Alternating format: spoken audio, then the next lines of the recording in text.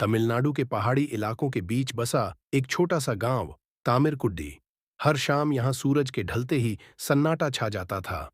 लोग दरवाजे बंद कर लेते थे, बच्चे जल्दी सुला दिए जाते थे और तालाब की दिशा में कोई भी नजर तक नहीं उठाता था। उस गांव में रहती थी चंद्रानी, एक कोमल दिल और शांत स्वभाव की औरत।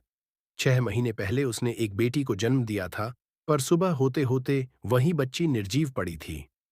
गांव में किसी के चेहरे पर खुशी नहीं थी, न इसलिए कि वो लड़की थी, बल्कि इसलिए कि सबको पहले से पता था वो बच्ची जिंदा नहीं रहेगी।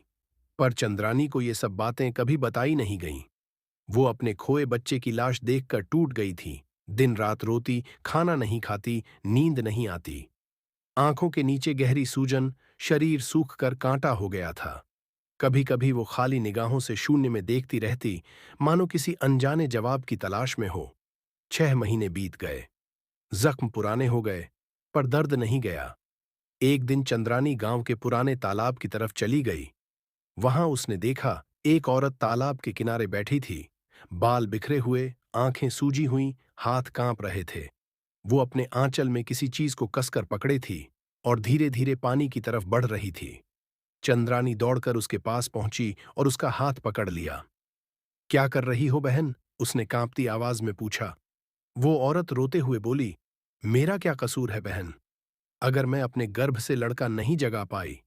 चंद्रानी सन्न रह गई। वो औरत बोली, मैंने 4 बेटियां जनी, पर चारों मर गईं। कहते हैं ये गांव किसी श्राप के नीचे है। पर अगर सच में भगवान है तो वो इतना बेरहम क्यों?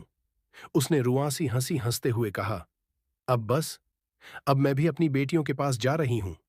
चंद्रानी ने उसे रोकने की कोशिश की, पर वो औरत ने कहा, नहीं बहन, अब थक चुकी हूं मैं, तुम नहीं समझोगी। वो औरत धीरे धीरे तालाब में चली गई और अपनी मर्जी से खुद को उस शांत पानी में डुबो दिया। चंद्रानी वहां खड़ी चीखती रह गई, पर कोई आवाज नहीं निकली। उसकी आंखों के सामने वो औरत धीरे धीरे गायब हो गई। अगले दिन गांव में हंगामा मच गया। लोगों ने कहा, वो औरत तो श्रापित थी। जिसे बेटी होती है वो तामिरकुड़ी के श्राप से बच नहीं सकती। पर चंद्रानी को अब डर नहीं रहा। उसे लगा ये सिर्फ श्राप नहीं, कोई सच्चाई है जो दबा दी गई है। वो उस बूढ़ी औरत के पास गई जो गांव में सब पुरानी बातें जानती थी। अम्मा, ये सब क्यों हो रहा है? बूढ़ी ने कांपती आवाज में कहा, बहुत साल पहले इस गांव में एक आदमी था, जानवर से भी बदतर। उसने अपनी पत्नी पर जुल्म किए। जब उसने बेटी को जन्म दिया, वो उसे पाप समझकर समुद्र में फेंक आया।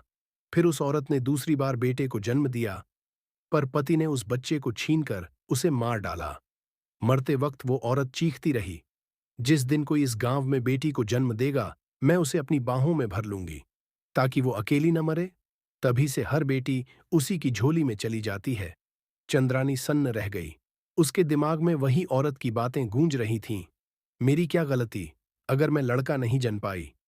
अब उसे एहसास हुआ कि ये कोई श्राप नहीं, बल्कि एक अधूरी मां की पुकार है, जो अपनी तरह की हर बेटी को अपने पास बुला लेती है। उस रात चंद्रानी को तालाब से वही लोरी सुनाई दी, थाई एन मगले, वाह मेरी बेटी, मेरे पास आ। वो कांप उठी, पर इस बार उसने भागने की बजाय धीरे धीरे तालाब की तरफ कदम बढ़ाए। क्या वो अब उस आत्मा से बात कर पाएगी? क्या वो उस अधूरी मां को शांति दे पाएगी, या खुद उसी के अंधकार में डूब जाएगी? आगे की कहानी जानने के लिए हमारे चैनल पर बने रहें।